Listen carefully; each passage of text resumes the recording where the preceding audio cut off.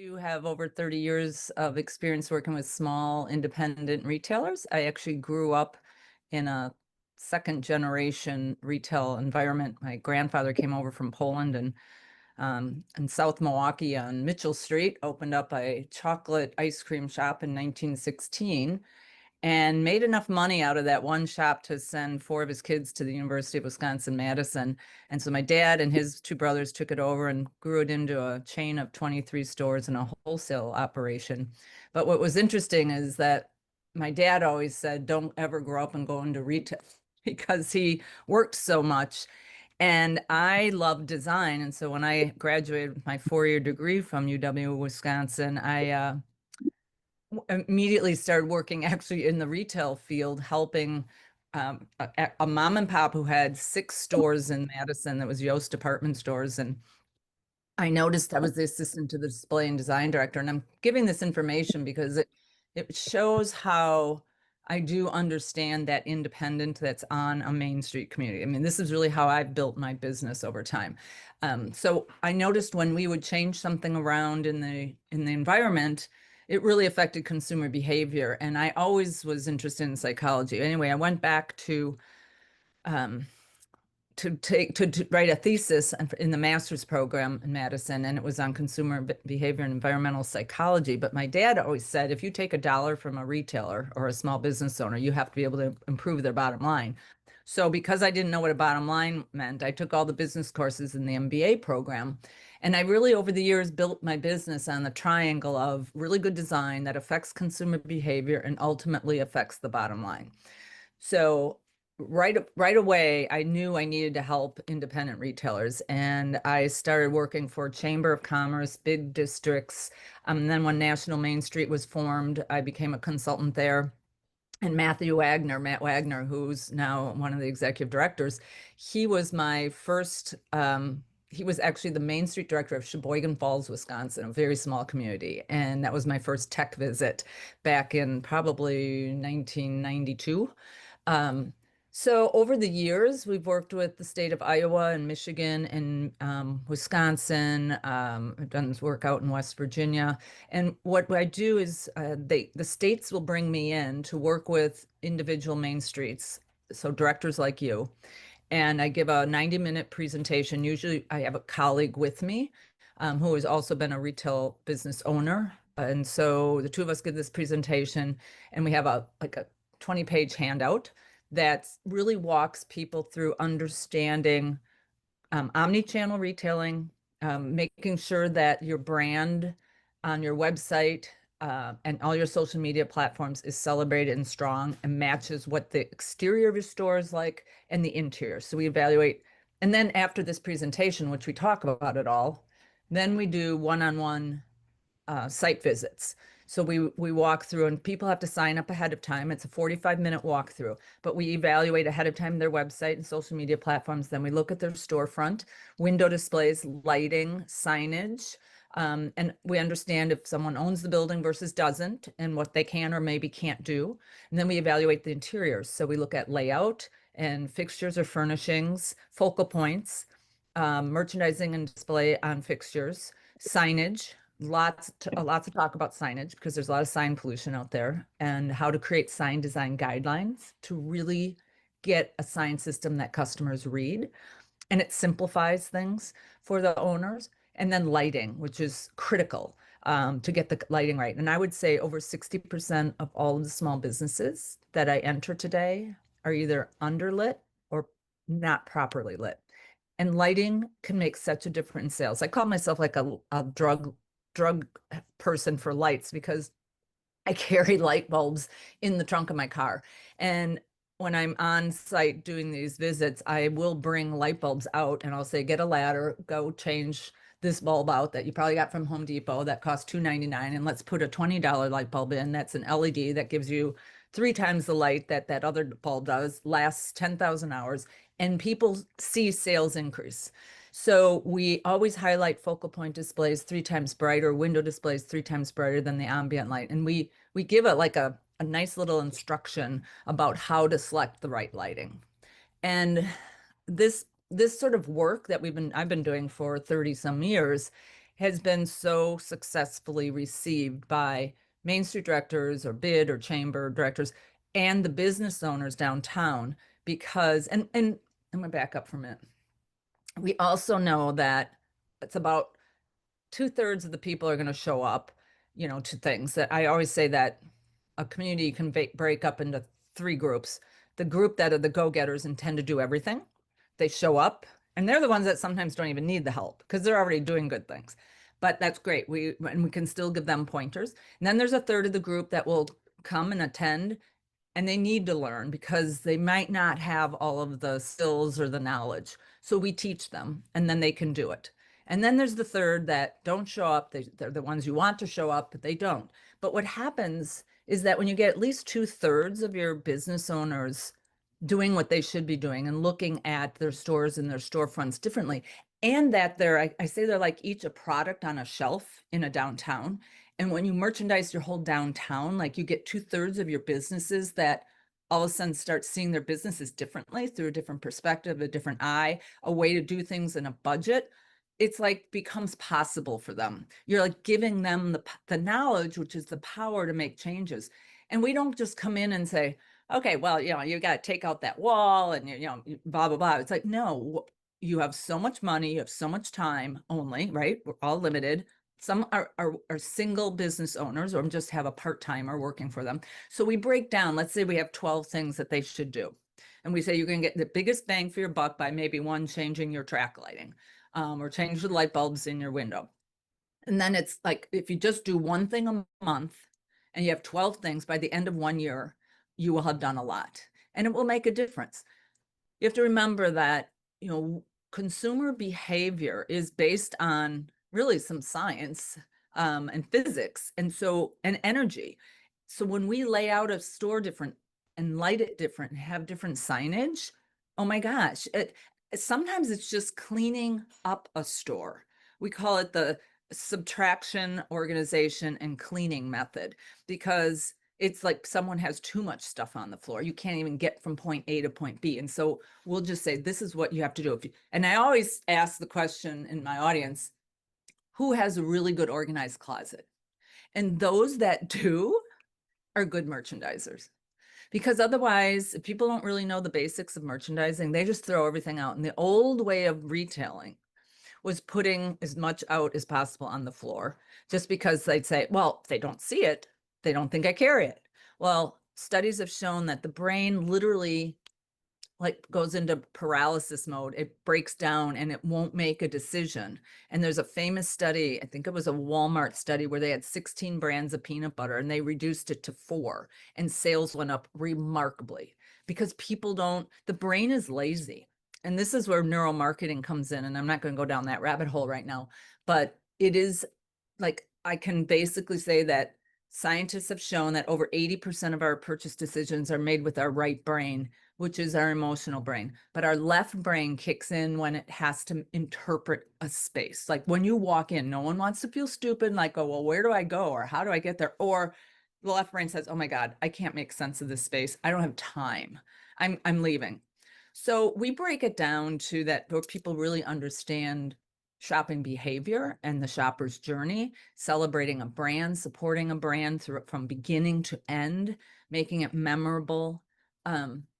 It's very rewarding work. And I'm actually going to be speaking my second time now to the American Small Business Development Center conference. It's going to be in Orlando in September. And those people, and oftentimes SBDCs will hire us to also help individual business owners, but educating people like you as well. And I have spoken at Main Street America probably 6 times, that it's helping you help your businesses as well. So sometimes I'm educating you all, and I know there's the 4 points of Main Street, but I always feel that, merchandising and display, it's a very big request of a lot of Main Street directors from the businesses on your main streets. So that's like almost to me the 5th component of Main Street. And then lastly, I just wanted to say that in addition to understanding, budgets and lack of time for a lot of these small business owners, I also understand old historic buildings. So I've either lived in, worked in, for over 25 years, an old building, old historic building, either on Main Street or a block off Main Street. So I'm very familiar with the quirks too of historic Main Streets. But I just, that's kind of, Scott, that's sort of the overview. I don't want to get too deep into something that maybe someone has an issue they want to bring up about their own community or what, I'm happy to answer questions right now. I can throw some slides up if we needed to, but I kind of want to get a feel for the audience on this Monday morning. I think that sounds great. Let's open it up to questions. Does anybody have questions about visual merchandising, signage, lighting? For Lynn? I have a question. How do you encourage your local business owners to do some of the things that you're suggesting? I often think that they're very protective of their businesses, and sometimes they think, and they're the expert much more than I, but how do you encourage them to maybe do some things differently? Yeah, great question, Leslie. Well, because a lot are, and I definitely respect that entrepreneurship and that sometimes they do feel like they don't need help. We actually have a couple paragraphs that we send out with some promotional materials to Main Street directors to send out to the businesses to encourage them to come in saying, basically, we're not these fly by night consultants that are going to just want you to spend your money. We take a very diplomatic approach, and we want, first of all, them to understand we understand them, but second of all, we tell them what they're doing right first. And sometimes, I will walk into a consult, I'll say, well, I don't even know why I'm here, because you are literally doing everything right. And then after we talk, I go, okay, I've got a few suggestions, but I always like to congratulate the business owner right away and say, oh my God, you've done this great. I loved your website, or you're doing this. And then all of a sudden they go, oh, and they feel better, because it's like you're grading their child. A business owner is very proud, and small businesses is what America built itself on. So Leslie, I appreciate that question, because it can be tricky. But the other thing is, once you kind of win them over, and usually that happens during the presentation. So like ahead of time, a community might, if they have 6 slots to schedule these consults one day, and maybe they have 6 the next day, or it's just one day worth, and you only get 3 people to sign up. Generally, if people hear us speak, then all of a sudden people are like, oh my God, I want you to stop by, or I have this issue. I really would love to have your eyes. So sometimes then we're just doing like a little 15-minute visit, and we end up doing 9 or 10 in a day. So we are very aware of that piece. That was a long answer, but it was a great question. Thank That you. was a good question. Thank you. Anybody else have questions for Lynn? Comments, any perspectives in your own downtowns about how you dealt with merchandising and lighting? I would agree that lighting is a huge issue that most businesses don't give enough thought to. In fact, Scott, there's a community, Fond du Lac, Wisconsin, who I've actually done quite a few visits there. And she's trying to get a grant from the state just for me to help all of her businesses with lighting. So it would just be me coming in, and like if each business maybe got $500 to help change out some of their lights or to buy some of these bulbs. So we're waiting to see if that will go through, because she has seen over the years how many times I'm always talking about lighting and bringing the lights out of my trunk. The other thing I just wanted to mention too is vacant storefronts. We have a program for communities that can help fill vacant storefronts with displays of different types, whether it's community art or community promotions or seasonal displays that are maybe in several vacant storefronts, so it sort of ties the community together.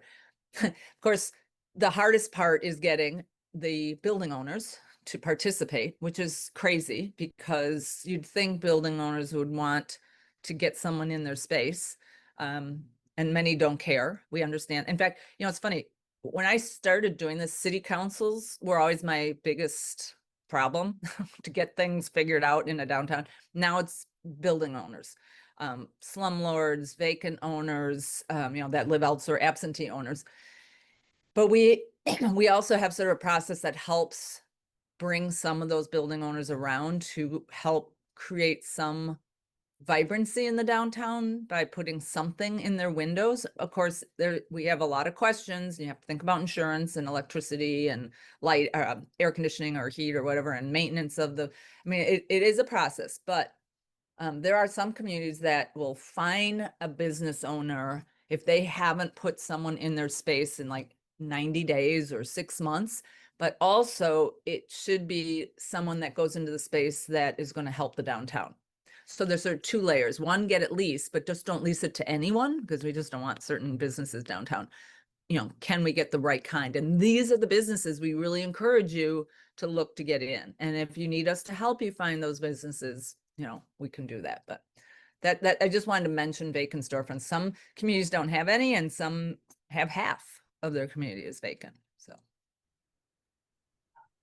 Hi, Lynn. I'm Debbie with Kansas Main Street.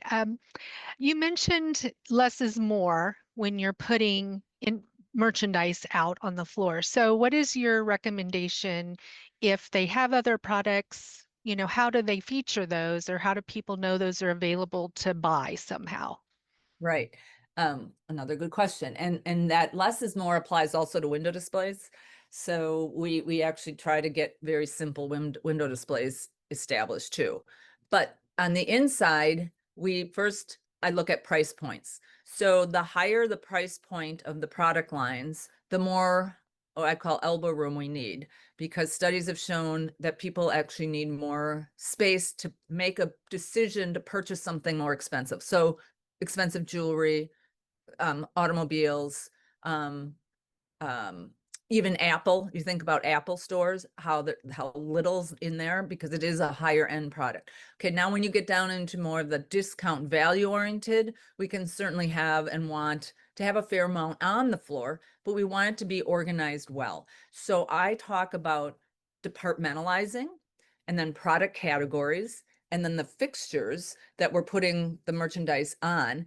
And I start to say to the business owner, what are your highest profit margin products? What are your leaders that bring people in? What are the most frequently purchased? What are your impulse items? So we start to get them to sort of categorize, and once they realize how the brain works, and I walk through all the things I just talked about, they start to come around and go, oh, you know what?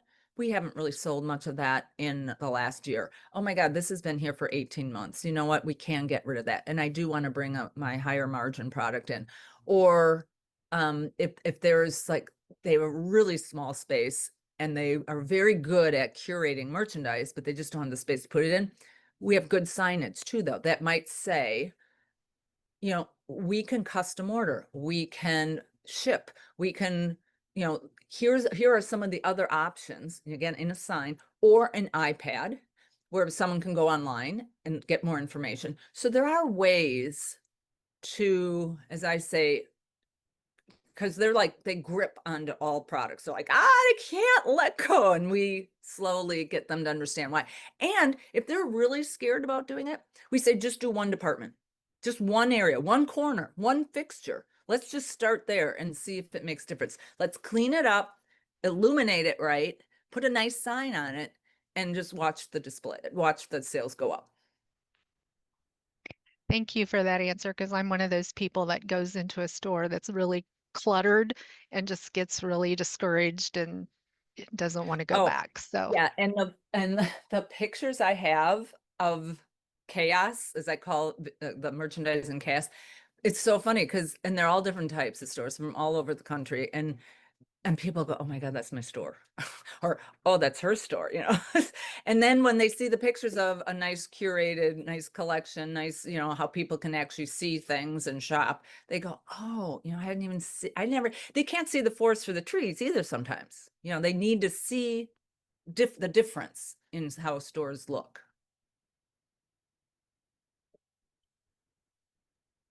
Other questions, comments, thoughts?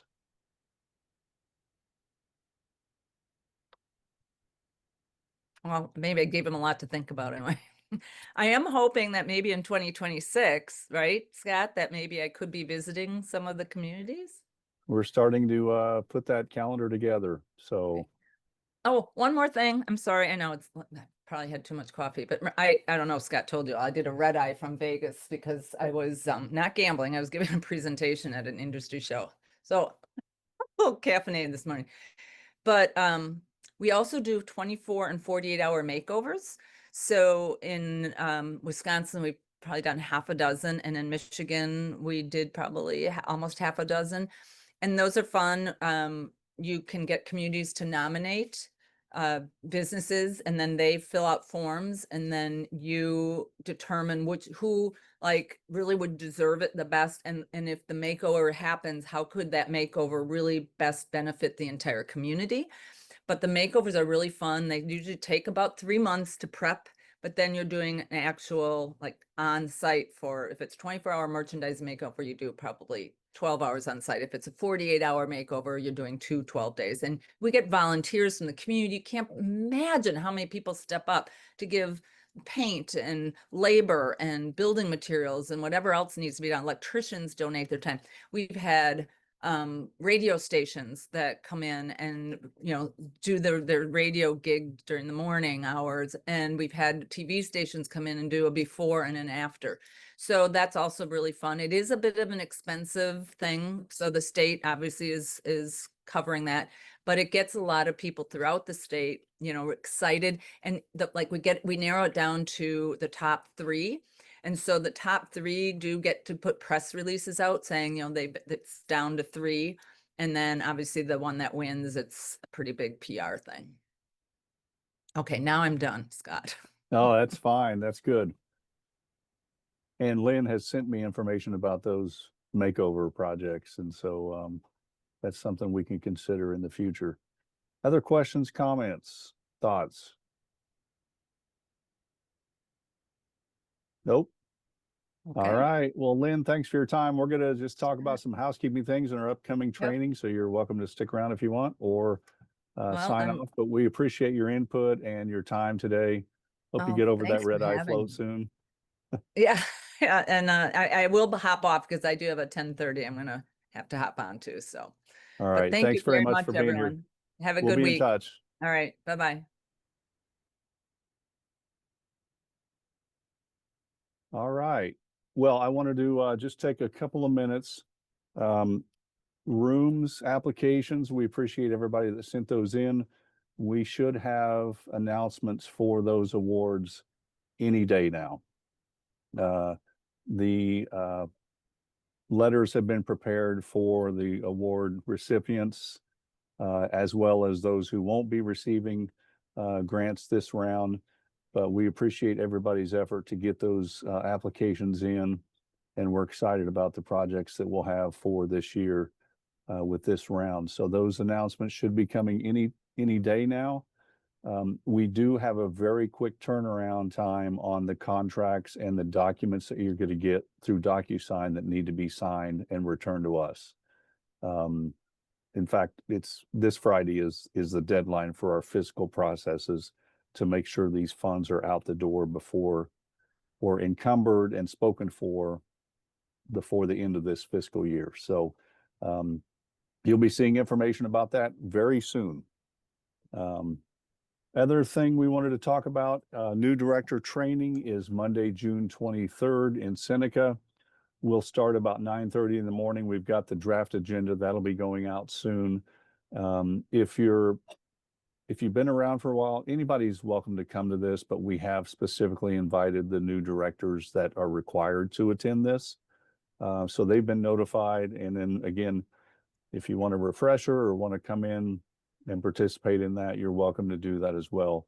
And then our quarterly training will start on Tuesday, the 24th. We'll start about 9:30 in the morning as usual and go through the afternoon. We've got Norma Demise Ramirez, who used to be with Main Street America. She's going to be one of our speakers. We also have somebody from the Kansas Leadership Center. And then per your requests, we have roundtable sessions scheduled for Tuesday afternoon. So we've asked you for some input on topics, and we'll have roundtables that afternoon, and you'll all get to rotate through those different topics of the roundtables. And then Tuesday, I believe, is when KLC speaks. Wednesday morning, the second morning, and then we'll have a short directors meeting after that, and should have you out of there and on your way home by midday, noon or 1 o'clock on the 25th. Any questions, comments about new director training or quarterly training? Scott, how many new directors do you have? We have, well, sorry, I can No, answer go ahead. that. Yeah. We have about 16 who have expressed an interest and are planning to be at the new directors, plus the presenters and Kansas Main Street staff. And then I'm also happy to report that Leslie's going to be sharing her workshop there as well that afternoon that she shared at the Main Street America National Conference earlier this spring. So we're looking forward to that also. 16, that's a big number. Are they all with communities that are now going to become a part of the Kansas Main Street program, or are they just looking into becoming a part of the program? So keeping in mind that we only do it once a year, this is a variety of people that have been coming on over the course of the last several months, or maybe somebody that couldn't do it last year when we did it in Winfield. So they're playing catch up. And I think there may be a couple of those that have been around for maybe a little bit longer than a year, but they couldn't come to Winfield because they were so new. So, yeah, that's something that we hear frequently. Can we do new director training more often than once a year? And we're always open to considering that. But the tricky part is we're going to always, if we did it twice a year, once every 6 months, we're still going to miss somebody who's going to start right after the last training was done, and they'll have to wait. So, But yeah, we're I want looking to forward to thank, that. yeah, looking forward to it. I want to thank Kylie in Seneca. Hopefully she's excited for all of us to be there. I know she's had a lot of other stuff going on too, like everyone else, but she's done a lot of hard work on this. So looking forward to all of the things that she's planned. Thank you, Kylie. Yes. I am gonna put in a plug real quick, if that's okay. Please. I'm gonna throw it in the chat. We are doing a summer passport. That's an app, and you can get points and get entered to win prizes if you want. There's stuff about like eating at restaurants and different things. Plus, if you all sign up, it'll help pad my numbers that I got lots of out of town people to do this. So, shameless plug. But also, if you're curious, you can look on the website and find our restaurants and all that jazz if you want to kind of think about, because I think we're doing lunch on our own on Tuesday. So you can hit up some Seneca eateries, but super excited to host everybody. We'll see you in a couple weeks.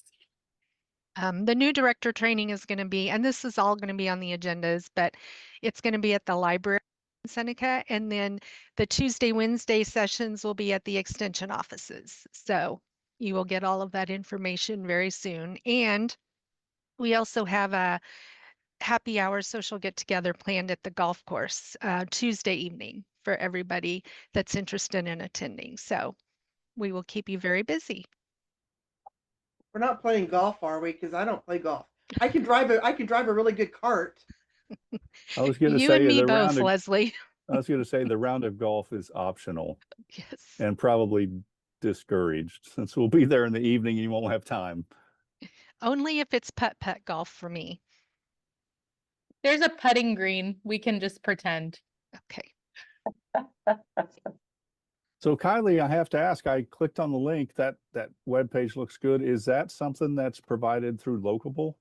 No, it is not. It's actually Okay. through well, my website is Locable, if that's what Okay. you mean. Yes. The passport is through an app called Town Trek, which I should say I actually won a voucher at National Conference to use this app. So that's actually how and why we're doing this passport, is because we got basically a free event from a thing I won at conference. So There's an advantage to going through the the exhibitor reception and getting all those things signed, right?